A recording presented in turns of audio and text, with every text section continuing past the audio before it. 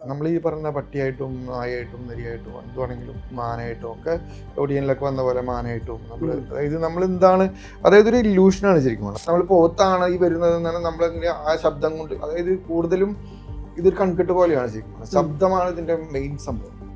കൊല്ലുന്നതിന് പകരം ശരിക്കും പറഞ്ഞ കഴുത്തൊടിക്കുക, കാലൊടിക്കുക, തണ്ടലൊടിക്കുക, എല്ലുകൾ ഒടിക്കുക എന്നുള്ള അതാണ് ഒടിയൻ എന്നുള്ള പേര് വരുന്നത്. അതായത് എല്ലുകൾ ഒടിച്ച് കൊല്ലുന്നത് കൊണ്ടാണ് ഒടിവിദ്യ എന്ന് പറയുന്നത്.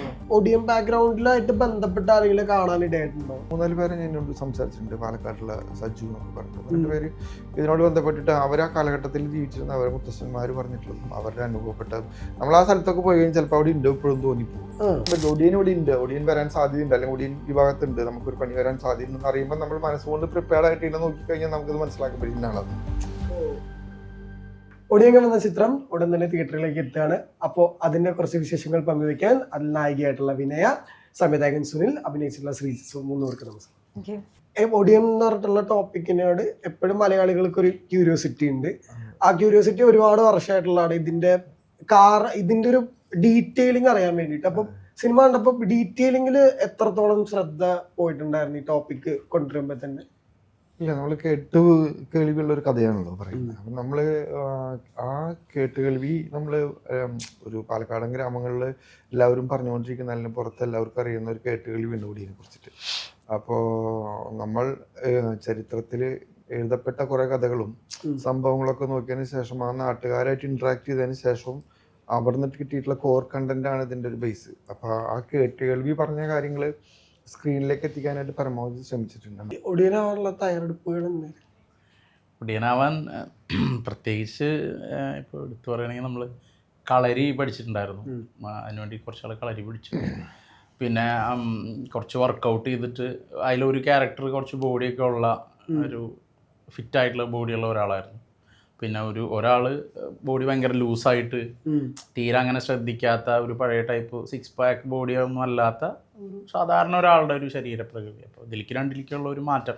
അപ്പോൾ ആദ്യം നമ്മൾ ഈ ഒരു നല്ല ബോഡിയുള്ള ഒരാളുടെ അത് ചെയ്തിട്ട് അതിന് ശേഷം ബോഡി ഫുൾ ലൂസാക്കി ഇതിലേക്ക് പോകുന്നു.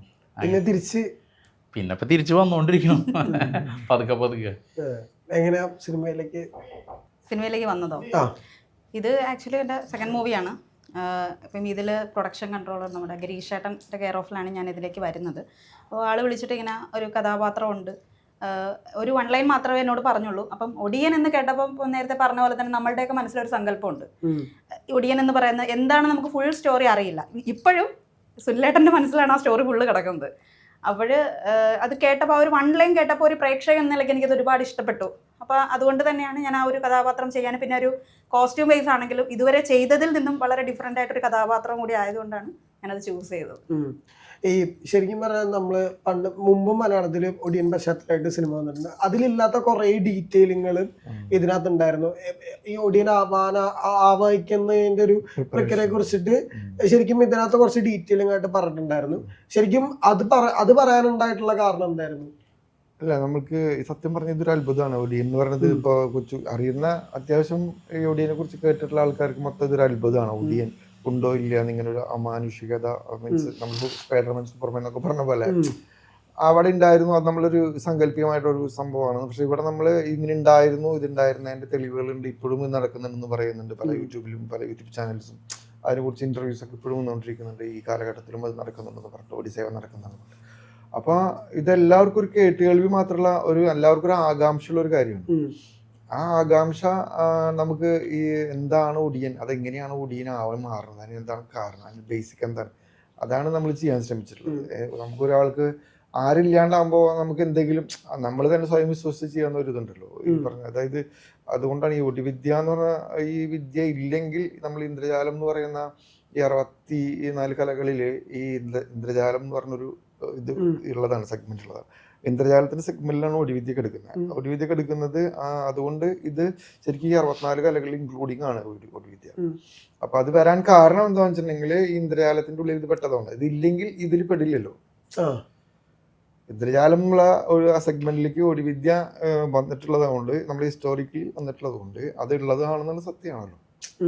അത് എത്രത്തോളം അനുഭവസ്ഥരുണ്ടെന്ന് നമുക്കറിയില്ല. പക്ഷെ എന്നിരുന്നാൽ പോലും നമ്മളെ പാലക്കാടൻ ഗ്രാമങ്ങളിലും നമ്മുടെ ഈ പറയുന്ന മലപ്പുറം ചെർപ്പുളശ്ശേരി ആ ഭാഗങ്ങളിലൊക്കെ ഇപ്പോഴും ഇതിന്റെ സേവകളും പൂജകളൊക്കെ നടക്കുന്നുണ്ടെന്നാണ് നമ്മൾ അറിയുന്നത്. പക്ഷെ അത് എങ്ങനെയാണെന്ന് നമുക്കറിയില്ല. അങ്ങനെയാണ് ശരിക്കും പല മൃഗങ്ങളായിട്ട് നമ്മൾ ആഗ്രഹിക്കുന്ന രൂപം പ്രാപിക്കാൻ പറ്റും എന്നാണ് പറയണത്. നമ്മൾ ഈ പറഞ്ഞ പട്ടിയായിട്ടും നായായിട്ടും നരിയായിട്ടും എന്തുവാണെങ്കിലും മാനായിട്ടും ഒക്കെ ഒടിയനിലൊക്കെ വന്ന പോലെ മാനായിട്ടും അതായത് നമ്മൾ എന്താണ്, അതായത് ഒരു ഇല്യൂഷനാണ് ശരിക്കും. അപ്പൊ ഞാൻ ഇങ്ങനെ മാറുന്നു, ഈ മരുന്ന് വെച്ച് മാറുന്നു എന്നുള്ള സത്യമാണ്. പക്ഷെ ഞാൻ മാറിയിട്ട് നിങ്ങളുടെ മുമ്പിലേക്ക് വരുമ്പോ നിങ്ങൾക്ക് തന്നെ ഞാനാണെന്ന് തിരിച്ചറിയണമെങ്കിൽ അത് ഞാൻ തന്നെ ആവണം.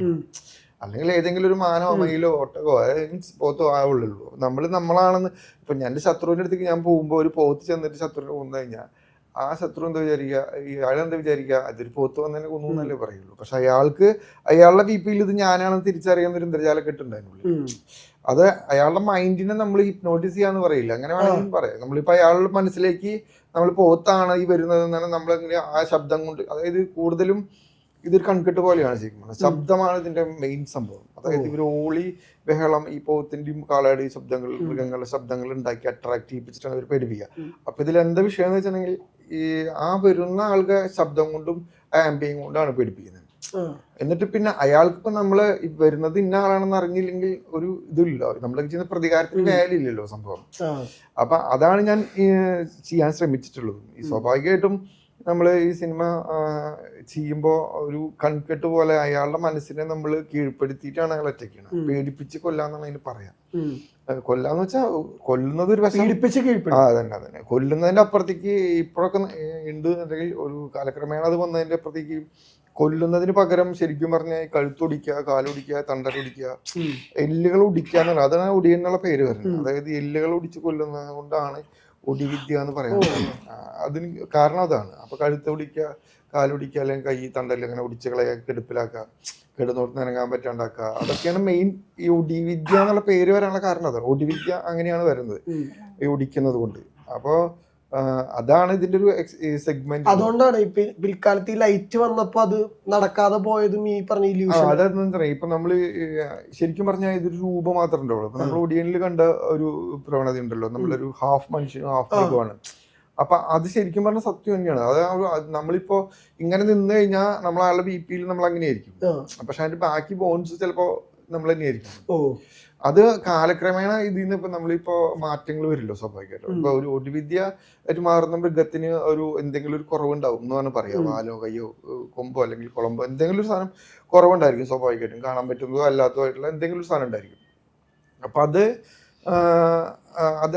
തിരിച്ചറിയാൻ തുടങ്ങും ആ സമയത്ത്. അതിപ്പോ നല്ലൊരു മന്ത്രവാദം അല്ലെങ്കിൽ മന്ത്രം അറിയുന്ന അല്ലെങ്കിൽ ധരിശാലിയായിട്ടുള്ള ഒരാൾ ഇതിനൊന്ന് സൂക്ഷിച്ചു നോക്കി കഴിഞ്ഞാൽ അവൻ അറിയാൻ പറ്റും ഇതിന് എന്തെങ്കിലും ഒരു കുറവുണ്ടോ. അപ്പൊ ഉറപ്പായിട്ട് മനസ്സിലാവുകയാണ്. സാധാരണ മൃഗത്തിന്റെ ചെറിയ വ്യത്യാസമുണ്ടോ. അപ്പൊ അങ്ങനെ വരുമ്പോ എന്താ വെച്ചിട്ടുണ്ടെങ്കിൽ അങ്ങനെ ആൾക്കാർ അറിയാൻ തുടങ്ങിയ കാലഘട്ടം മുതലാണ് ഒടിയന്റെ കണ്ടാക്ട് തുടങ്ങുന്നത്. അതിനുള്ള ധൈര്യം സംഭരിച്ചു. ഒടിയൻ ഇവിടെ ഉണ്ട്, ഒടിയൻ വരാൻ സാധ്യതയുണ്ട്, അല്ലെങ്കിൽ ഒടിയൻ ഈ ഭാഗത്തുണ്ട്, നമുക്കൊരു പണി വരാൻ സാധ്യതയുണ്ടെന്ന് അറിയുമ്പോൾ നമ്മൾ മനസ്സുകൊണ്ട് പ്രിപ്പയർഡ് ആയിട്ട് ഇങ്ങനെ നോക്കിക്കഴിഞ്ഞാൽ നമുക്കത് മനസ്സിലാക്കാൻ പറ്റുന്ന ആളാണ്. ഇപ്പൊ ഉപദ്രവിക്കാൻ ചെല്ലുന്ന ആളുടെ മനസ്സിനെ എനിക്ക് കീഴ്പ്പെടുത്താൻ പറ്റിയില്ലെങ്കിൽ ഞാൻ ഒടിയനാണെന്നുള്ളത് അയാൾക്ക് മനസ്സിലാവും. സൈക്കോളജിക്കലി വരും. അപ്പൊ അങ്ങനെ വരുമ്പോ ഈ ജനങ്ങളുടെ പേടി മാറും. അതില്ലേ വഴിവിളക്ക് വന്നപ്പോ ഫുൾ ലൈറ്റുകൾ വന്നപ്പോ ധൈര്യമായി. സത്യം പറഞ്ഞാൽ ആ പേടി മാറുന്നത്. പണ്ടത്തെ ഇരുട്ടിനെ അതിജീവിക്കുമ്പോൾ ഓട്ടോമാറ്റിക്കലി ആ ധൈര്യം കയറി വരുന്നു. പിന്നെ അത് കാലക്രമേണ മാറി മാറി മാറി വരുമ്പോൾ നമ്മൾ കുറച്ചുകൂടി ധൈര്യം നമുക്ക് കൂടി വരല്ലോ. ആ ധൈര്യത്തിൽ ഇങ്ങനെ ഒടിയനുണ്ട്, അതായത് നമ്മൾ മൈൻഡിനെ നമ്മൾ സെറ്റ് ചെയ്താൽ നമുക്ക് ഓട്ടോമാറ്റിക്കലി ധൈര്യം വരല്ലോ. അപ്പൊ നമ്മളൊരു പ്രശ്നത്തിൽ പെട്ടാതെ അതിജീവിച്ച് മുന്നോട്ട് പോകാനായിട്ട് നമ്മൾ നോക്കുള്ളൂ. ആ ഒരു ശ്രമത്തിന്റെ ഭാഗമായിട്ട് ഇതിനും പേടിയില്ലാതെ ആൾക്കാർക്ക് ഇവനെ കീഴ്പ്പെടുത്തിയിട്ട് കെട്ടിയിട്ട് തല്ലിക്കൊള്ളുന്ന അവസ്ഥയിലേക്കൊക്കെ വരുന്ന ഒരു കാലഘട്ടത്തിലൂടെ ഈ ഒടിയനെ അവസാനിക്കുന്നത്. അതായത് മോശമായിട്ടുള്ള കാര്യങ്ങൾക്കും അതേമാതിരി ഒടിവിദ്യ സർവ കുറെ പിന്നെ അത് രൂപപരിണാമങ്ങൾ വരുംതോറും ഇതിന്റെ പവർ കുറയായിരുന്നു. അതായത് ആദ്യം ഉണ്ടാകുന്ന പെർഫെക്ഷനിൽ നിന്ന് ഇതിന്റെ ഈ പറഞ്ഞ മാതിരി നമ്മൾ ഒടിയൻ സിനിമയിൽ വന്ന പോലത്തെ കാലഘട്ടത്തിലേക്ക് വരുംതോറും ഇതിന്റെ ഒരു പെർഫെക്ഷൻ എന്നുള്ള രീതിയിലത്തെ ആ ഒരു ഇത് കുറയും, ഇതിന്റെ ഒരു പവർ കുറയല്ലോ.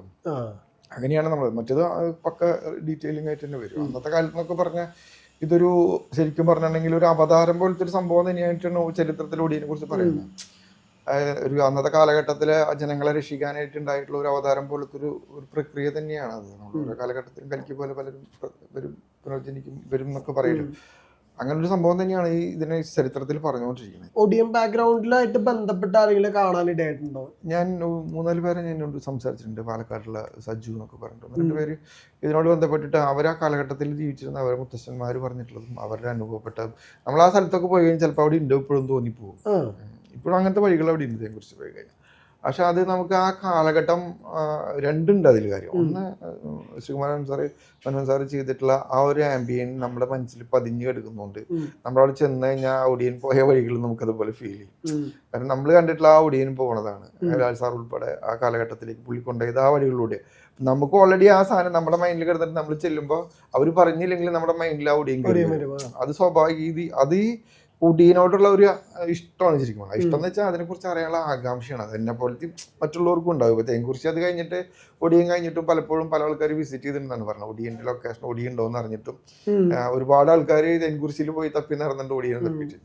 കാരണം അതെന്ന് വെച്ചിട്ടുണ്ടെങ്കിൽ അത് ആ ഒരു കൺസെപ്റ്റിനോട് ഇപ്പോഴും ഒരു വല്ലാതൊരു നമുക്ക് ഈ പറയുന്ന എന്താ പറയുക ഒരു ആൾക്കാർക്കൊരു ആകർഷണമുണ്ട്. പിന്നെ ചില കാര്യങ്ങളിൽ എന്താണെന്ന് വെച്ചിട്ടുണ്ടെങ്കിൽ ഒളിഞ്ഞെടുക്കുന്ന പല കഥകളും പുറത്തേക്ക് കൊണ്ടുവരാന്നുണ്ടെങ്കിൽ പല സൈഡിൽ നമ്മൾ അറ്റാക്ക് ചെയ്യുക ആൾക്കാർ അത് വരാതിരിക്കാൻ വേണ്ടിയിട്ട്. അപ്പം ഞാൻ അങ്ങനെ ഒരു സംഭവത്തിനോട് ഞാനും എൻ്റെ ഈ ടീം ഒരിക്കലും അതിന് വേണ്ടിയിട്ട് ശ്രമിക്കണില്ല. നമുക്ക് വേണ്ടത് ഒരു സിനിമ വൃത്തിയായിട്ട് കാണാൻ കുഴപ്പമില്ലാണ്ട് പിന്നെ അത് മാത്രമല്ല കാണാൻ വരുന്നവർ ഒന്ന് സൗണ്ടും വിഷ്വലും കണ്ട് ഹാപ്പി ആയിട്ട് പോവുക. പിന്നെ ഞങ്ങളെല്ലാവരും ഒരു പ്രയത്നത്തിൻ്റെ ഒരു വിലയിട്ടിട്ട് അവർ നമ്മളെന്തായാലും സക്സസ് ആക്കി തരാനുള്ളൊരു പ്രാർത്ഥന നമുക്കുള്ളൂ. ഇപ്പോൾ ഒടിയങ്ങം തിയേറ്ററിലേക്ക് എത്തട്ടെ, വലിയ വിജയമാവട്ടെ. ആളുകൾക്ക് ഇനിയും ക്യൂരിയോസിറ്റി ആ ഒരു വിഷയത്തിനോടും ആ സിനിമകളോടും തുടർന്ന് വരുന്ന സിനിമകളോടൊക്കെ ഉണ്ടാവട്ടെ എന്ന് ആശംസിക്കുന്നു. Thank you.